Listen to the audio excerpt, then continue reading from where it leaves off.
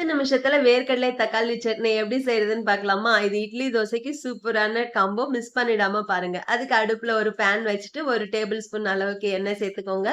இது கூடவே 1/4 கப் வேர்க்கடலை, 1 ஸ்பூன் அளவுக்கு கடலை பருப்பு, 1 ஸ்பூன் உளுந்தம் பருப்பு சேர்த்துட்டு, அடுப்ப மீடியம் ஃப்ளேம்லயே வச்சுட்டு நல்லா கிரிஸ்பியா வறுத்து எடுத்துக்கோங்க. இப்ப இது கூடவே 4 காய்ந்த மிளகாய், ஒரு சின்ன துண்டு புளி, 4 பல் பூண்டு, ஒரு சின்ன துண்டு இஞ்சி, 5, 6 சின்ன வெங்காயம் சேர்த்து நல்லா வதக்கிக்கோங்க. சின்ன வெங்காயம் இல்லன்னா பெரிய வெங்காயம்னா பாதி வெங்காயம் சேர்த்துக்கோங்க. இப்ப இது எல்லாம் ஓரளவுக்கு இந்த அளவுக்கு வறுபட்டதும், இது கூடவே 3 பழுத்த தக்காளி பொடியா நறுக்கி சேர்த்துக்கோங்க.